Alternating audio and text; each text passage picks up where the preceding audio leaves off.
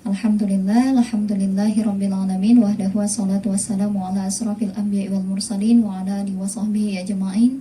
Allahumma sholli ala Muhammad wa ala ali Muhammad.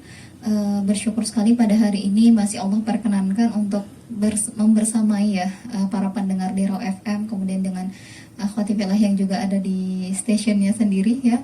Mudah-mudahan pertemuan hari ini mendapat keberkahan dari Allah dan kita pun semakin paham tentang syariat Islam. Kemudian kita juga semakin terdorong untuk menerapkan syariat Islam, karena Islam itu dihadirkan sebagai rahmat, bukan sebagai bencana gitu. Justru malah kerusakan yang terjadi adalah karena Islam itu ditinggalkan. Nah, hari ini judulnya agak sedikit apa ya namanya? Kalau anak sastra ini ada si manis dan ada si asin gitu ya deh ya. Kok pakai asin dan manis nih? Kayak masak-masak aja. Jadi kisah pilu si asin dan si manis dalam geliat impor. Sebenarnya ini kita angkat karena akhir-akhir ini kan sedang marak juga ya pemberitaan tentang impor beras, kemudian impor gula, kemudian impor garam. Bahkan nanti mungkin akan disampaikan juga kalau ada rencana dari pemerintah untuk mengimpor daging gitu loh. Alasannya adalah karena sudah mendekati bulan Ramadan dan kemudian Lebaran. Nah, apakah memang solusinya adalah dengan impor? Lantas bagaimana pula nanti kondisi tersebut terhadap perekonomian dalam negeri, termasuk juga terhadap bagaimana pendapatan dari para petani, apakah petani garam, kemudian juga yang memproduksi padi dan yang lainnya gitu ya. Nah, makanya kita mengangkat topik ini, mudah-mudahan kita semakin tercerahkan. Nah, jadi kalau kita lihat beras, kita mulai dari topik beras ya deh. Meskipun kalau dilihat antara si manis dan si asin, beras ini masuk kategori apa dong kak? Nggak asin, nggak manis kan gitu ya. Nah, jadi kalau kita lihat topik yang lagi hangat-hangatnya sebelum topik All England yang kemarin juga hangat gitu ya, yang lagi naik daun itu kan tentang impor beras. Kemudian tersurutkan infonya tentang info dari All England itu sendiri. Nah, jadi beras ya, kita tahu bahwa itu adalah makanan pokok bagi sebagian masyarakat Indonesia. Bahkan berdasarkan data di BPS, produksi beras untuk tahun 2020 itu mencapai 31,63 ton atau naik 1% dibanding tahun sebelumnya yang hanya sekitar 31,31 juta ton. Jadi produksi untuk tahun 2020 itu adalah 31,36 ton beras. Nah, kemudian bagaimana dengan angka produksi tersebut? Itu diperoleh dari hasil dari luas panen padi gitu ya, di tahun 2020 yang mencapai 10,79 juta hektar atau mengalami kenaikan 108,93 ribu hektar atau sekitar 1,02% ya dibanding dari tahun 2019 yang hanya sebesar 10,68 juta hektar. Jadi kalau kita lihat antara tahun 2019 dengan tahun 2020 ternyata produksi padi dalam negeri itu meningkat gitu. Dan itu jumlahnya tidak sedikit gitu ya. Dan di tahun ini 2021 petani pun sedang menanti gitu ya panen beras, yang dimana di saat panen nanti diasumsikan gitu ya akan lebih besar lagi. Namun pada saat panen bakal dituai gitu ya, pemerintah justru malah berencana untuk melakukan impor beras yaitu sebanyak 1 sampai 1,5 juta ton. Dan menurut Menko Perekonomian Airlangga Hartarto ya, dia mengatakan bahwa hal ini dilakukan untuk menjaga persediaan yang terdapat di dalam negeri agar tetap terkendali. Alasannya sedemikian. Jadi nanti bakalan diimpor 1 sampai 1,5 juta ton. Sedangkan kalau kita lihat tadi dari tahun 2019 ke tahun 2020, kemudian diprediksi lagi 2021 sebenarnya akan lebih meningkat lagi hasil panen padinya gitu ya dibanding dari tahun lalu. Namun justru yang kita lihat adalah kebijakan yang akan melakukan impor beras. Nah, Menteri Perdagangan pun mengatakan kebijakan impor beras itu dilakukan untuk menambah cadangan atau airan stok untuk Bulog. Jadi dia mengatakan bahwa impor beras itu tidak akan mengganggu penjualan hasil panen petani dan itu hanya untuk stok Bulog saja, tidak untuk diperjualbelikan. Ini konfirmasi dari Menteri Perdagangan. Nah, namun kita lihat juga ternyata selain beras gitu ya, pemerintah juga akan membuka keran impor untuk gula. Nah, inilah yang disebut dengan si manis itu deh sebenarnya gitu ya.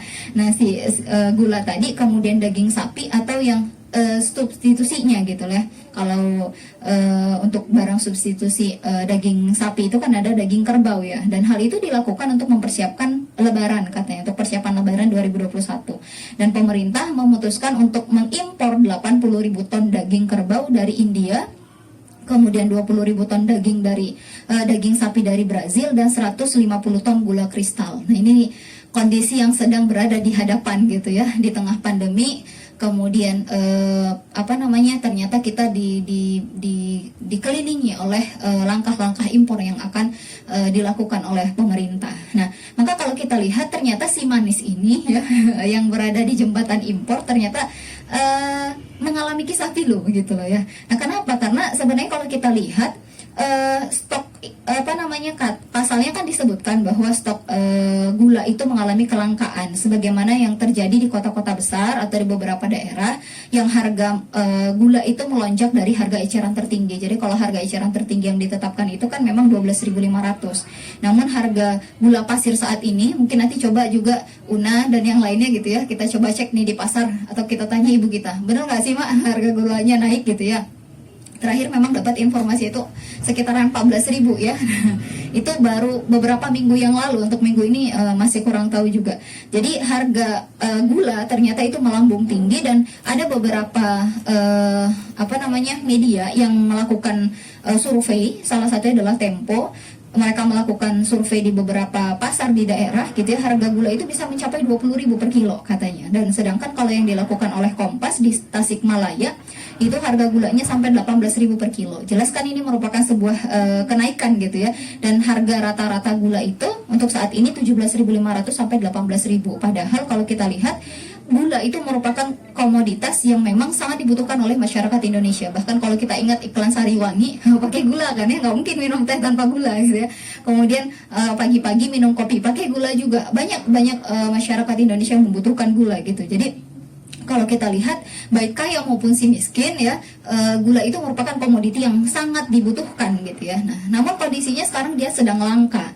Maka dari kenyataan tersebut disampaikan oleh pejabat terkait ya, umumnya mengatakan bahwa kenaikan ini sebenarnya itulah yang kenaikan ini disebabkan karena adanya kelangkaan di pasar. Dan kelangkaan ini menurut salah satu tenaga ahli Asosiasi Gula Indonesia gitu ya, menyampaikan bahwa stok gula kristal putih atau GKP itu di pasaran sudah mulai menipis katanya. Dan secara hukum ekonominya ya, kalau barangnya sudah menipis, otomatis kan harganya akan meningkat karena permintaan tidak berkurang gitu ya. Nah, maka inilah yang sebenarnya katanya menyebabkan kelangkaan itu dan kemudian harga melambung tinggi. Dan tidak hanya itu, Yadi juga menyampaikan pada akan terjadinya defisit pasokan gula kristal putih tadi jika pemerintah tidak impor. Nah, inilah klaim dari penguasa sehingga harus dilakukan impor. Pada awal tahun kemarin ya, kita melihat ya ada produksi gula itu 1,8 juta ton ya, dan diproduksi 2,5 juta ton. Sedangkan untuk konsumsi gula masyarakat Indonesia di tahun 2020 itu sekitar 3,16 juta ton ya. Kalau kita lihat memang kayaknya kurang gitu ya. Di awal 1,08, nah di yang kedua 2,05 gitu ya. Sedangkan yang dikonsumsi itu 3,16 juta. Ya jelas lah kalau kita lihat dari hitung-hitungan ini akan kurang gitu. Namun hal berlawanan sebenarnya juga disampaikan oleh Wakil Ketua Umum Bidang Perdagangan Kadin Beni Sutrisno gitu ya. Jadi beliau mengatakan pasokan 1,08 juta ton itu sebenarnya sudah cukup untuk memenuhi kebutuhan masyarakat Indonesia hingga Ramadan. Dan kenyataannya malah sebaliknya, Ramadan ini belum tiba gitu ya, tapi justru harga gula itu sudah terlanjur meroket gitu. Nah, maka dalam menghadapi kelangkaan ini, jadi Menteri Perdagangan mengatakan bahwa agar yang punya stok gula ya, retailernya itu untuk melepaskan, jadi jangan ditahan-tahan gitu ya, sehingga bisa stabil lagi harganya. Namun menurut Menteri Pertanian gitu ya, kelangkaan ini sebenarnya justru dipicu oleh fenomena panic buying atas kondisi yang terjadi saat ini, di mana kabarnya nih ya, karena corona gitu ya, akhirnya banyak yang membuat persediaan di rumah itu banyak gitu ya, sehingga berburu gula lah salah satunya, dan menyebabkan harga gula itu melambung tinggi. Namun kalau kita lihat kenaikan ini sebenarnya apakah memang hanya solusinya dengan impor? Jadi kalau kita lihat ya, si manis ini jadi dilema gitu ya. Kalau nggak diimpor nanti kita nggak ada yang manis-manis lagi dalam negeri kan gitu. Tapi apakah memang hanya sebatas itu masalahnya? Maka kalau kita lihat lagi dari kondisi yang ada, sehingga untuk menutupi permasalahan ini pemerintah pun mengeluarkan surat perizinan impor untuk 438 1.802 ton gula kristal merah ya mentah, dan Menteri Perdagangan mengatakan bahwa impor gula ini sangat diperlukan untuk menstabilkan harga yang sedang melambung tinggi, dan selain itu pasokan ini juga akan menutupi stok gula hingga masa panen gula itu tiba. Namun ini kita bahas dulu lah ya deh ya faktanya ya. Tadi kan beras, kemudian gula, dan kemudian ini si asinnya. Nah, kalau si asin ini alias garam gitu ya, komoditi yang memang sangat penting juga bagi masyarakat Indonesia. Bahkan setiap hari ini merupakan bumbu dapur yang sangat digemari oleh kaum ibu. Justru kalau nggak ada garamnya nggak akan terasa masakannya kan gitu. Jadi dia sangat dibutuhkan, dan masak tanpa garam itu katanya terasa hambar gitu ya. Namun penting keberadaan garam ini kita lihat ternyata sebegitu pentingnya garam tidak sepadan dengan proses pembuatannya. Dan kalau kita lihat ya kondisinya sekarang, para petani garam itu justru belum bisa merasakan keberhasilan dari panen garamnya. Sebagaimana tahun-tahun sebelumnya, di awal tahun 2021 ini justru malah pemerintah akan mengimpor kembali garam. Padahal beberapa tahun yang lalu kan sempat viral juga dan masyarakat menolak ya. Bahkan masyarakat bilang begini, Indonesia ini kan kaya akan laut, pantainya itu luas gitu ya. Masa iya Indonesia kekeringan laut sehingga harus impor garam, kan sampai begitu waktu itu ya. Nah, jadi dengan kita lihat kondisi sekarang di awal 2021 pun ternyata pemerintah mengimpor garam lagi gitu. Dan besarnya memang belum diputuskan gitu ya, tapi kabarnya ini akan menyeruak, dan para petani pun ya tidak semangat lagi lah untuk membuat pekerjaannya gitu ya dalam berladang ini. Tadi dikutip dalam di komparan.com ya. Nah, maka kalau kita lihat kebutuhan garam untuk 2 tahun terakhir ini kan sebenarnya meningkat, dan semula sekitar 3,5 juta ton dan sekarang 4,5 juta ton per tahun. Segitulah kebutuhan dari masyarakat Indonesia, dan kebutuhan ini sebenarnya meningkat karena peningkatan kebutuhan pada sentra industri, bukan di sentra masyarakat biasa tapi di industrinya. Dan sayangnya kenaikan kebutuhan ini tidak diseimbangi dengan kenaikan produksi dalam negeri gitu loh. Artinya kan kalau sudah tahu nih yang akan beli itu banyak gitu ya, kenapa tidak difasilitasi sehingga petani garam dalam negeri bisa memproduksi lebih banyak lagi, sehingga bisa menutupi kekurangan yang dibutuhkan oleh pasar kan gitu. Nah, maka kalau kita lihat lagi ternyata gitu ya, pada tahun 2020 kondisinya dari Menko Kemaritiman mengatakan bahwa produksi garam mampu mencapai 3,5 juta ton sehingga kekurangannya dipenuhi dengan cara impor. Nah, maka kalau kita lihat ya tiap tahun kebijakan impor ini selalu diambil gitu ya ketika persediaan itu semakin menipis gitu ya, seolah tidak ada solusi lain kecuali solusi impor. Nah, maka kalau kita lihat sebenarnya impor ini ya, kalaulah memang ada kelangkaan kemudian penyelesaiannya hanyalah dengan impor, kayaknya ini hanyalah solusi tambal sulam. Kenapa? Karena kalau kita lihat lagi ya, ini kita belum bicara tentang Islam ya, tapi bagaimana dengan analisa para ekonom di dalam negeri saja. Salah satunya adalah Ketua Umum dari Asosiasi Petani Tebu Rakyat Indonesia, Sumitro Samadikun ya, yang awal didirikan, dia mengatakan bahwa awal didirikan pabrik gula Indonesia itu mampu menjadi pengekspor gula terbesar ke Hindia Belanda, dan di tahun 1920-an itu mampu memproduksi gula terbesar 3 juta ton per tahun.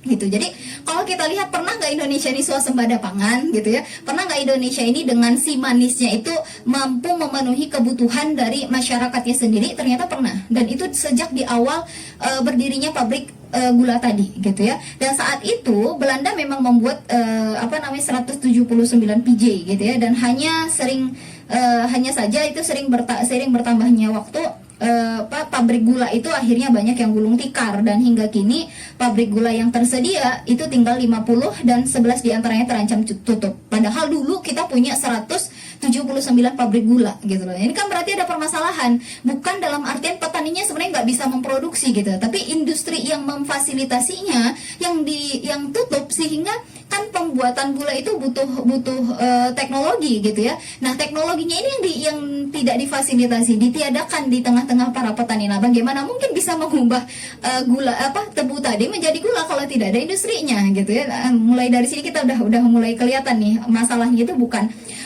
di bukan di petaninya saja, tetapi ada persoalan yang lebih besar gitu ya. Dan kalau kita lihat menurut Sumitro tadi ya, alasan pabrik gula itu ditutup selain lantaran luas lahan petani tebu yang semakin menyusut gitu ya, konversi lahan tebu yang terus-menerus juga terjadi lantaran pabrik gula itu tidak bisa memberikan rendimen yang rendah, dan itu menjadikan imbasnya adalah pendapatan petani itu semakin menurun gitu ya.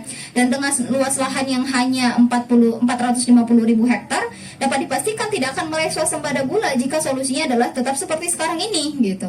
Karena lahannya pun senantiasa semakin berkurang. Berkurangnya karena apa? Dialihkan pabriknya, ya otomatis akan semakin tutup lagi gitu ya. Dari yang 50 terancam 11 akan ditutup. Nah, kita kebayang kalau yang 11 ini betul-betul ketutup, berapa banyak lagi nih petani yang bisa menghasilkan gula gitu ya. Akhirnya nantinya impor ini justru akan menguasai perdagangan gula di dalam negeri gitu.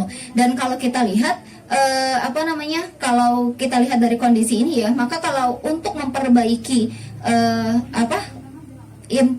masalah gula tadi, harga yang melambung tinggi, justru yang seharusnya kita lakukan menurut Sumitro tadi perlu memperbaiki mesin penggilingannya. Dan dengan mesin yang baru gitu, itu dapat diyakini meningkatkan rendimen. Dan saat ini setiap hektar itu mampu menghasilkan 4,8 ton atau 5 ton gula. Dan dengan mesin yang baru tadi gitu ya, itu akan menjadikan pendapatan gula per hektarnya itu akan jadi 10 ton gula gitu loh. Yang kalau pakai mesin yang sekarang itu cuma 4,5 sampai 5 ton per hektar. Nah, kalau kita pakai mesin yang baru itu otomatis bisa menghasilkan sampai 10 ton gula per hektar gitu ya. Dan ini asumsi rendimennya 10. Nah, sehingga kalau kita produksi itu akan bisa menghasilkan yang diinginkan oleh pasar gitu loh. Jadi tidak perlu untuk diimpor gulanya, karena ada solusi lain sebenarnya selain impor gitu ya. Dan kalau kita lihat lagi bagaimana dengan garam gitu ya. Nah, ternyata Indonesia adalah negara yang memiliki garis pantai terpanjang kedua di dunia. Itu suatu anugerah dari Allah sebenarnya, dan panjangnya ini mencapai 99.093 km, dan lahan tambak garam yang dimiliki saat ini adalah sekitar 30.000 hektar, sehingga sangat potensial untuk dijadikan area tambak garam gitu loh. Dan meskipun demikian, ternyata tidak semua garis pantai itu dimanfaatkan untuk area tambak garam, dan sekitar 40 kota kabupaten penghasil garam di Indonesia. Jadi bukan semuanya, jadi hanya ada sekitar 40 kota kabupaten gitu ya. Dan adanya upaya pengintensifan lahan garam sebenarnya akan mampu menghasilkan garam sekitar 100 sampai 150 ton per hektar. Dan jika luas tambaknya tadi 30.000 hektar, maka kebutuhan garam dalam negeri itu bisa ditutupi tanpa harus adanya impor gitu loh. Jadi kalau kita mengoptimalkan apa yang ada di dalam negeri kemudian difasilitasi dengan pabriknya, maka sejatinya masyarakat itu bisa memproduksi sendiri gitu. Jadi hadirnya negara memang memudahkan kebutuhan masyarakat dan tidak mengancam dari aktivitas perekonomian yang dihasilkan oleh para petani tadi. Ini kan kondisinya kalau sudah masuk impor, sedangkan para petani jumlah pabriknya segitu-segitu aja, belum lagi bibitnya, belum lagi upah transportnya dan yang lainnya. Jelas harganya akan sangat berbeda dengan harga impor, dan biasanya memang harga impor itu lebih murah. Sehingga kalau harga impornya lebih murah, otomatislah petaninya akan mengalami kerugian kan gitu ya. Nah, kalau petaninya mengalami kerugian atau dia tidak bisa bersaing dengan harga impor, ya pada akhirnya lahannya akan dia tutup lagi gitu. Kalau sudah semakin dia tutup lahannya, otomatis tidak ada lagi yang menghasilkan gula, yang menghasilkan garam lagi di dalam negeri. Kenapa? Karena tidak bisa bersaing dengan yang di luar gitu. Jadi bukan kalau kita lihat di sini ya seolah-olah ya memang ya kalau sanggup untuk bersaing ya silahkan, kalau tidak sanggup untuk bersaing ya silahkan berhenti ya gitu juga ya. Nah, maka ini sesuatu hal yang sebenarnya sangat berbahaya. Namun kalau kita lihat ya, intensifikasi ini sebenarnya belum dilakukan secara maksimal, dan proses penggaraman itu masih menggunakan cara tradisional. Sebabnya hasil produksi itu hanya sekitar 50 sampai 60 ton per hektar per tahunnya. Maka kan sangat jauh ya dari angka yang diharapkan gitu ya. Dan ditambah lagi kemampuan dari pengelolaan PT Garam, tidak semua garam dari tambak petani itu mampu diserap secara penuh gitu ya.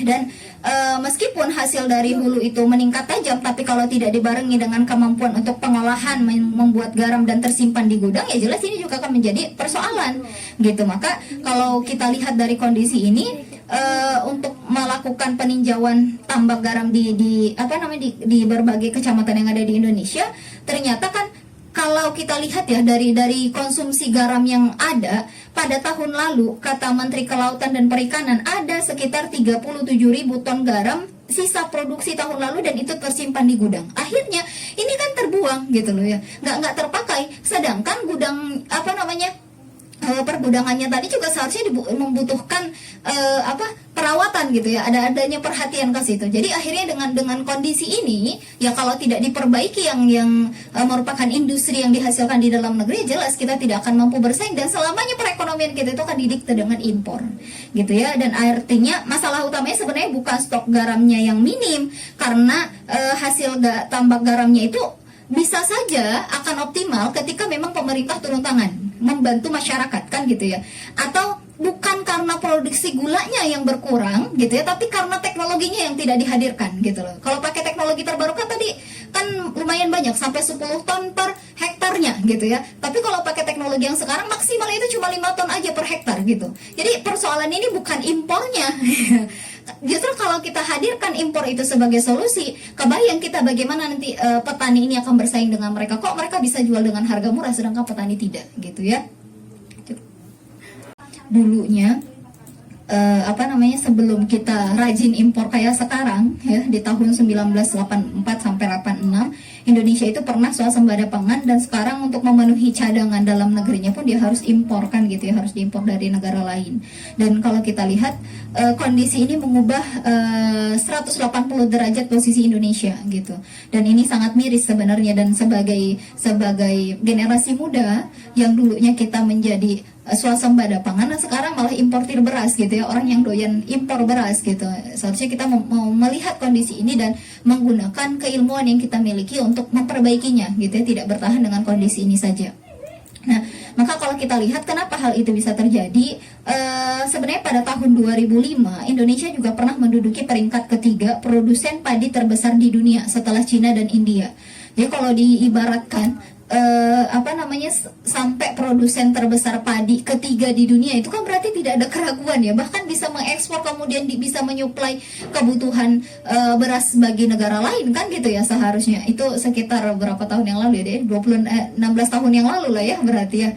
Nah, maka Indonesia pada tahun 2014 ya itu masih menduduki peringkat itu ya, jadi dari tahun 2005 sampai 2014. Kemudian lambat laun menurun menjadi negara yang pengimportir beras. Berarti di sini ada permasalahan juga untuk impor beras. Nah, kenapa? Karena lahan pertanian itu banyak sudah beralih fungsi gitu ya, dari yang awalnya lahan untuk persawahan justru malah berubah menjadi kawasan industri, kawasan perdagangan, kawasan perumahan, infrastruktur dan yang lainnya. Dan pembebasan lahan untuk proyek-proyek nasional itu sering kali terjadi. Dan kalau kita lihat dari BPS ya, Badan Pusat Statistik, luas lahan untuk sawah itu terus menurun, dan catatan mereka pada tahun 2018 luas lahan itu tinggal 7,1 juta hektar gitu ya, dibanding tahun 2017 yang masih 7,75 juta hektar gitu. Jadi kalau 1 tahun saja itu ada sekitar 6,5 juta hektar yang berkurang, 0,65 juta hektar itu kan lumayan banyak ya Dek ya. Lebih dari setengah juta gitu ya, lebih dari 500.000 hektar yang hilang gitu loh. Nah, maka kalau kita bandingkan itu masih 2018, ini 2021, 3 tahun berikutnya. Ini siapa yang bisa menjamin kondisi lahan itu masih dipergunakan untuk lahan sawah? Jangan-jangan makin menyusut lagi kan gitu ya. Nah, inilah yang salah satunya juga menyebabkan kenapa produksi beras itu ya kabarnya semakin menurun kan gitu, karena lahannya sudah banyak dikonversi. Dan memang kita lihat infrastruktur bertambah, tetapi mengorbankan lahan yang persawahan yang itu sebenarnya dibutuhkan oleh masyarakat untuk mata pencaharian mereka, untuk memenuhi kebutuhan hidup mereka kan gitu. Dan jika lahan ini terus berkurang, maka dampaknya adalah produksi beras dalam negeri juga akan sangat terancam. Dan impor beras sebenarnya bukanlah kebijakan instan gitu ya. Seharusnya tidak menjadi kebijakan, oh nggak cukup nih gulanya, nggak cukup garamnya, nggak cukup berasnya, udah impor. Itu kan kayak kebijakan instan lah kalau kita bilang ya. Pokoknya ada masalah, gimana cara menyelesaikannya. Sebenarnya kalau kita lihat lebih detail secara ekonominya, ketika kita melakukan impor itu akan membebani APBN loh, karena kita kan harus beli gitu ya, kita harus beli dengan jumlah yang cukup banyak, dan kemudian negara itu akan tekor dari segi lahan dan biaya gitu. Sedangkan kan kalau seharusnya dia memproduksi dalam negeri, masyarakatnya itu perekonomiannya akan berputar lebih sehat gitu kan. Nah ini justru ngambilnya dari luar ya, kalau ngambilnya dari luar otomatis harus ada pergudangannya. Nah yang ada lahan sekarang pun gitu ya, kondisinya bukan dipergunakan untuk menghasilkan apa yang dibutuhkan gitu. Jadi akan nambah masalah lah gitu ya. Maka kalau kita lihat pun sebenarnya apa yang dilakukan untuk impor beras ini gitu ya, ternyata banyak pihak yang menyayangkan gitu, bahkan mengatakan tidak habis pikir. Kenapa? Karena ketika produksi beras itu sedang meningkat sangat signifikan, tadi di awal sudah disinggung sedikit ya, dari tahun 2019, kemudian 2020, kemudian 2021 ini meningkat terus gitu loh ya kan. Nah ternyata ketika meningkat signifikan, pasokan beras bisa memenuhi kebutuhan pangan gitu ya, dengan logika apa yang dikatakan oleh pemerintah ya, justru malah akhirnya tetap untuk melakukan impor beras gitu ya. Karena kalau kita lihat dari Asosiasi Bank Benih dan Teknologi Tani Indonesia menilai tahun ini impor beras tidak perlu dilakukan. Kenapa? Karena menurut ketuanya impor beras tidak diperlukan karena menurutnya produksi beras akan lebih tinggi dibanding tahun lalu, dan dia juga menyebut adanya La Nina gitu ya, itu akan membuat pertanaman beras tahun ini tidak akan menghadapi masalah. Jadi fenomena alam yang akan muncul itu ternyata tidak mempengaruhi produksi beras gitu ya, produksi padi. Nah jadi kalau kita lihat dari kondisi ini ternyata ada sesuatu hal gitu loh ya, ada sesuatu hal yang sebenarnya bermasalah. Maka kalau kakak secara pribadi tadi mulai orat-orat ini masalahnya di mana? Berarti kita bisa menyimpulkan kalau bukan masalah di orang yang membuat kebijakannya gitu ya. Berarti kan masalahnya di kebijakan itu sendiri.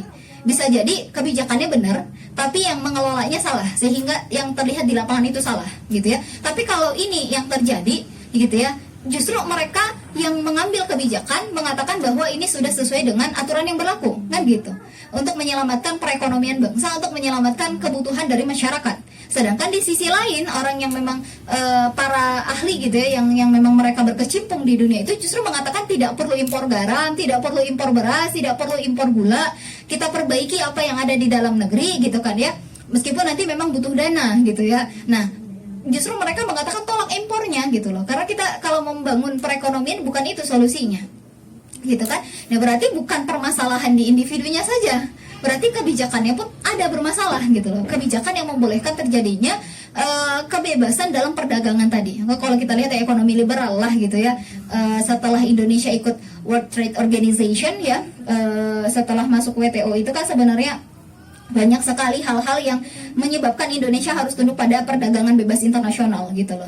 Jadi kalau dipikir-pikir gitu ya, apakah penguasa kita tidak mempertimbangkan bagaimana tadi yang disampaikan oleh para ahli, justru kita melihat lebih besar lagi, ternyata ada sebuah keinginan gitu ya dari pasar bebas itu sendiri.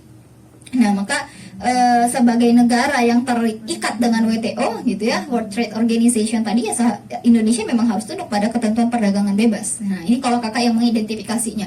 Maka kalau kita lihat dari situ berarti bukan hanya di oknumnya, tetapi bermasalahnya adalah di aturan yang ditetapkan, yang membolehkan terjadinya impor besar-besaran gitu ya, yang kemudian tidak mengambil solusi yang sebenarnya masih bisa kita upayakan loh gitu kan. Boleh nggak impor sebenarnya ya, kalau memang tidak ada solusi lain ya nggak masalah, tapi ini kan masalahnya masih ada solusi lain yang itu lebih cemerlang gitu ya, untuk menyelesaikan persoalan ketahanan pangan ini gitu.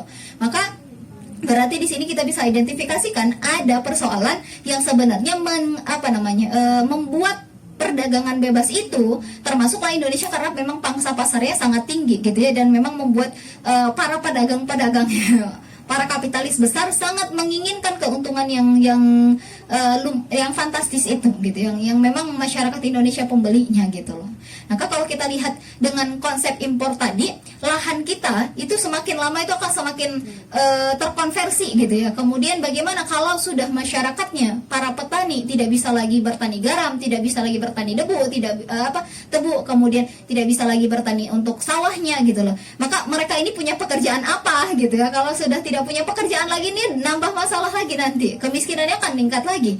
Kalau sudah kemiskinan yang meningkat, apalagi yang akan muncul? Kriminalitasnya lagi akan muncul gitu. Jadi kita tidak bisa kita hanya berpikir oh sekarang nggak ada beras, udah supply dengan impor.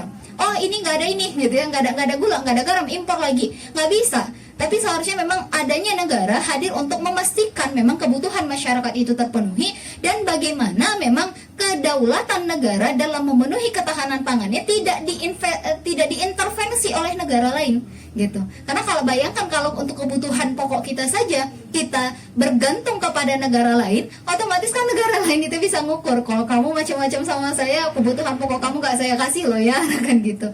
Ini kalau kita berpikir ininya ya, secara jangka panjangnya. Nah, maka ada nggak sih Kak sebenarnya di sini yang diingini oleh penguasa gitu ya, mereka membuat kebijakan itu karena ada yang menginginkan ya.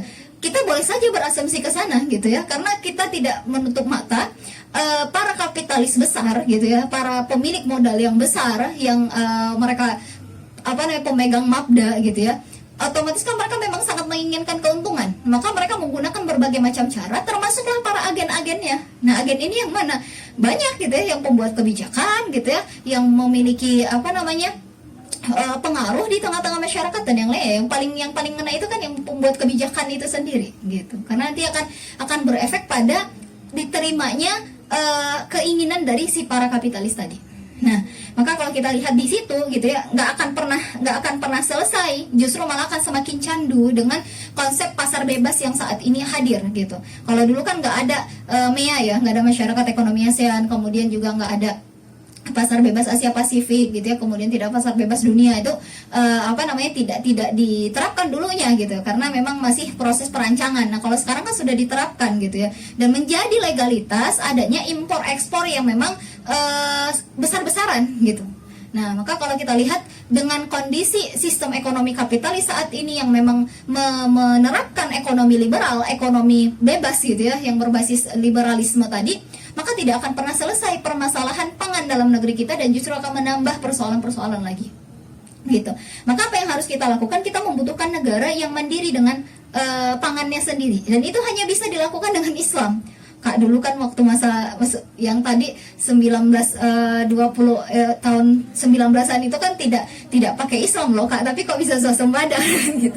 Ya kalau kita lihat kan konsepnya periayahan kekayaan tadi untuk kepentingan masyarakat. Nah, itu kan konsep Islam gitu loh ya. Meskipun mungkin tidak dilafazkan pada saat itu gitu loh. Nah, maka kita butuh kembali kepada konsep Islam. Nah, di dalam Islam gitu ya, kebijakan impor bukanlah solusi bagi pangan.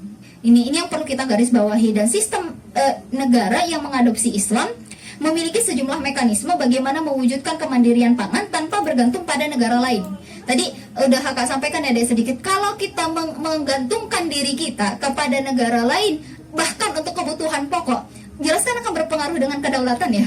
Ya kan berpengaruh sekali gitu. Nah, maka Islam itu memastikan gitu ya, bahwa kebutuhan masyarakat ini seharusnya difasilitasi oleh negara, dipastikan oleh negara terpenuhi gitu. Maka yang pertama yang ada dalam konsep Islam itu apa? Konsepnya adalah mengoptimalkan kualitas produksi pangan, dan hal ini bisa dilakukan dengan melakukan ekstensifikasi dan intensifikasi pertanian gitu. Dan ekstensifikasi itu bisa dilakukan dengan apa? Menghidupkan tanah yang mati. Makanya kalau kita bahas di kitab-kitab sistem ekonomi Islam, memang ada satu bab khusus tentang itu, menghidupkan tanah yang mati. Jadi nggak dibiarkan Una saking kayanya punya harta berapa hektar gitu ya, tapi nggak dipakai, hanya sekadar dibiarkan begitu saja. Nah, kalau di dalam Islam itu dipastikan sama negara, ini sudah tidak 3 tahun Una ini tidak dikelola, mau diapakan gitu loh. Kalau tidak berarti nanti ditarik sama negara. Kok kejam kali negara Islam ya. Tapi kan kalau kita lihat di sisi lain, Una pasti akan berpikir ini lahan mau diapakan. Ketika Una tidak bisa mengelola sendiri, kan pasti akan merekrut orang untuk mengelolanya. Kan lebih bermanfaat gitu ya, ekstensifikasinya di situ. Kemudian intensifikasinya seperti apa? Dilakukan dengan peningkatan kualitas bibitnya, kualitas pupuknya, kualitas alat-alat produksi dan teknologi terkini yang itu memang difasilitasi kepada masyarakat. Jadi nggak dibiarkan, masyarakat kesulitan mengolah, ya udah biarin aja, mereka aja yang mikirkan teknologi, mereka aja yang mikirkan pupuk yang mahal gitu. Makanya pupuk itu kalau misalnya tidak disubsidi, otomatis berefek pada harga berasnya. Kalau misalnya bibitnya tidak disubsidi, berefek nggak sama harga berasnya? Ujung-ujungnya masyarakat kesulitan beli yang di dalam negeri. Nah, datanglah impor sebagai solusi, sebagai superhero-nya. Padahal masalahnya tidak di situ, ya kan? Nah, kemudian yang kedua yang dilakukan kalau di dalam Islam adalah mekanisme pasar yang sehat. Jadi kalau tadi di dalam produknya yang dipastikan berkualitas, kemudian yang kedua mekanisme pasarnya sehat. Dan negara itu melarang melakukan penimbunan, penipuan, praktek riba dan monopoli. Dan kebijakan pengendalian harga dilakukan melalui mekanisme pasar dengan pengendalian supply dan demand. Jadi ada permintaan dan penawarannya gitu ya. Dan bukan dengan kondisi pematokan harga. Karena kalau dibuat patokan harga kan pasti akan beda. Setiap orang mungkin modalnya akan berbeda gitu ya, tapi harga jualnya harus sama. Nah itu kan ada masalah. Nah kalau dalam Islam bukan harga jual yang ditetapkan, tetapi bagaimana memastikan supply and demand atau permintaan dan penawarannya itu seimbang. Nah kemudian yang ketiga adalah manajemen logistik. Ini tadi berhubungan juga dengan pabrik yang ada, pabrik gula gitu ya, untuk penyimpanan gula, untuk penyimpanan garam gitu ya. Nah ini logistiknya juga harus dipastikan. Kalau di dalam Islam, negara pasti akan memasok cadangan lebih pada saat panen raya, dan negara akan mendistribusikan secara selektif bila ketersediaan pangannya berkurang. Jadi ini memang mau dikemanakan sih disalurkan gitu ya, bukan karena di sana permintaannya lebih banyak, bukan karena mereka membutuhkan gitu loh ya, tapi karena mereka bisa bayar lebih, akhirnya ke sana. Bukan hanya sebatas itu, tetapi negara yang memastikan bagaimana kebutuhan pokok masyarakat itu dipenuhi. Nah, kemudian yang keempat, mengatur ekspor impor ya di antar negara. Kegiatan ekspor impor itu sebenarnya kan bentuk perdagangan luar negeri ya dek. Dan ekspor itu sebenarnya boleh dilakukan jika seluruh rakyat terpenuhi kebutuhan pokoknya. Maka negara yang mengambil sistem Islam tidak mungkin mengekspor hasil dalam negerinya keluar sebelum rakyatnya sejahtera dulu, sebelum kebutuhan rakyatnya terpenuhi dulu. Bukan malah dia punya hasil terus diekspor sama dia, nanti kekurangannya diimpor lagi, kan itu kurang kerjaan namanya, nggak akan menyelesaikan permasalahan, justru malah menyelesaikan masalah dengan masalah baru. Dan adapun impor gitu ya, hal ini berkaitan dengan kegiatan perdagangan luar negeri, dan aspek yang dilihat dari perdagangan luar negeri itu adalah pelaku perdagangan, bukan barang yang diperdagangkan. Jadi nanti akan dilihat juga ini kita belinya ke siapa. Kalau mereka negara yang memerangi kita gitu ya, ngapain kita justru malah bergantung sama mereka? Justru kepada perdagangan luar negeri itu tidak boleh dilakukan kepada kafir harbi fi'lan gitu ya, tetapi hanya kepada kafir muahid gitu ya. Nah, kalau dia yang jelas-jelas memusuhi negara Islam, ya ngapain kita kerja sama dia? Malah ditekan-tekan ya kita nanti gitu kan. Dan ini kan akan memotivasi negara untuk semakin bisa berdikari gitu loh, tidak harus dipenuhi kebutuhannya oleh yang lain gitu ya. Lalu kemudian yang kelima, solusinya kalau di dalam Islam adalah ada prediksi cuaca, yaitu kajian mendalam tentang terjadinya perubahan cuaca, dan hal ini didukung oleh fasilitas dan teknologi yang mutakhir sebagai bentuk antisipasi terhadap perubahan cuaca ekstrim dalam mempengaruhi produksi jumlah pangan dalam negeri. Jadi nggak cuma petaninya yang disuruh untuk mikir gitu ya, tapi negaranya hadir untuk yuk kita sama-sama nih menghasilkan apa yang dibutuhkan oleh masyarakat. Kalian sejahtera, masyarakat yang lain juga terpenuhi kebutuhannya, dan perekonomian kita berputar dengan optimal kan gitu. Nah kemudian yang keenam ada mitigasi kerawanan pangan gitu ya, dan negara menetapkan kebijakan antisipasi jika bencana kekeringan atau bencana alam lainnya terjadi. Maka kalau kita lihat di APBN yang berbasis syariat Islam, maka di situ akan ada departemen yang memang khusus yang mengurusi masalah kalau ada bencana-bencana gitu loh. Jadi memang sebelum kejadian itu sudah diantisipasi. Maka orang-orang ilmuwan pun tidak akan dibiarkan hanya sekadar kerja di kantor gitu, tanpa menghasilkan hal yang dibutuhkan oleh masyarakat, hal yang bermanfaat oleh masyarakat. Kalau kita pikir-pikir ya kampus di Indonesia ini kan banyak ya, yang pertanian, yang fakultas pertaniannya juga banyak, pertanian ekonominya juga banyak gitu ya, yang lebih detail dari itu lagi juga banyak. Kan ilmunya berarti ada, tapi kan tidak diterapkan gitu ya. Maka ini kalau semua dilibatkan, yakinlah perekonomian kita dari sisi pertanian gitu ya, itu akan sangat melambung tinggi hasilnya. Kalau semuanya memang dilibatkan, orang yang paham teknologi gitu ya, anak-anak teknik gitu, itu juga dilibatkan bagaimana menghasilkan teknologi mutakhir yang memudahkan pertanian. Anak-anak klimatologi dilibatkan juga gitu ya. Nah ini kalau memang pakai konsep Islam, tidak akan ada lagi ilmu yang tidak dimanfaatkan gitu ya, tidak akan ada kesia-siaan, dan pada akhirnya akan mendapatkan kemaslahatan bagi semua gitu. Nah, jadi sebelum termasuklah mitigasi kerawanan bencana. Jadi petaninya mungkin menghasilkan gitu ya, tapi kan ada tim juga. Ini kayaknya nih kalau lagi musim begini akan ada bencana seperti ini kan gitu ya. Di bulan-bulan begini akan ada bencana seperti ini. Nah, itu diantisipasi semua. Jadi diadakan mitigasinya. Nah, Maka itu kebijakan yang dimiliki ya, langkah-langkah strategis yang dimiliki oleh negara yang menerapkan syariat Islam untuk mengatasi persoalan pangan. Dan dengan kebijakan yang tersistematis tadi, sangat kecil kemungkinan bagi negara yang menerapkan syariat Islam untuk menggantungkan diri pada impor, terlebih lagi pada pangan yang menjadi kebutuhan pokok rakyatnya. Karena kenapa? Di dalam Islam ada 8 hal yang sangat dipastikan itu menjadi sesuatu hal yang dipenuhi kebutuhannya oleh negara kepada masyarakat gitu ya, termasuklah kebutuhan pokok akan pangannya tadi gitu loh. Ya kalau negara justru malah abai terhadap itu, maka kondisinya kan masyarakat pada akhirnya harus bekerja mati-matian, harus memikirkan sendiri bagaimana dia memenuhi kebutuhan pokoknya. Nah ini kan akhirnya akan menimbulkan permasalahan di tengah-tengah kita. Bahkan kalau ada ulama yang mengatakan kefakiran itu mendekatkan kepada kekufuran, berarti bisa berefek tuh nanti pada masalah akidahnya. Nah, ini diantisipasi oleh negara. Untuk masalah dananya tuh dari mana coba kan gitu. Kakak kan bilangnya tadi harus bangun pabrik, kemudian teknologi mutakhir, itu dananya semua dari mana gitu ya. Ternyata kalau kita lihat di APBN yang berbasis syariat Islam, kebetulan kan karena kakak ngajarnya di ekonomi ya, kemarin tuh kami membandingkan APBN yang berbasis sistem yang sekarang dengan kalau kita pakai APBN yang berbasis sistem Islam, ternyata itu bisa sampai surplus loh ya, sampai 1.000 triliun. Itu anggaran yang kita asumsikan di tahun 2012, bukan di tahun ini gitu ya.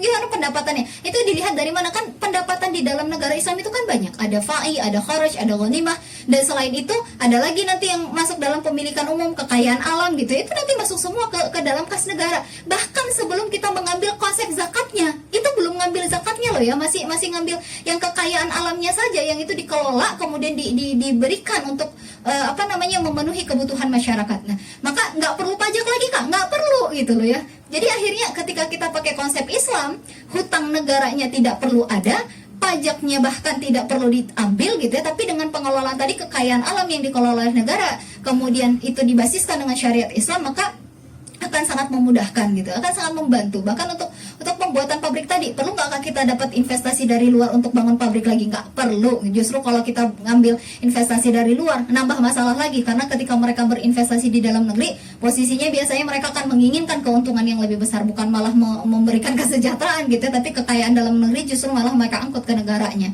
ke kantong pribadinya mereka ketika itu diprivatisasi dan swastanisasi gitu deh. Jadi mungkin ini untuk pembahasan kita kisah pilu ya, si manis dan si asin di geliat impor, yang insya Allah solusinya sebenarnya bukan impor, tetapi dengan penerapan syariat Islam dalam sektor ekonomi dan pertanian gitu. Iya, terima kasih banyak Kak. Nggak apa-apa, boleh langsung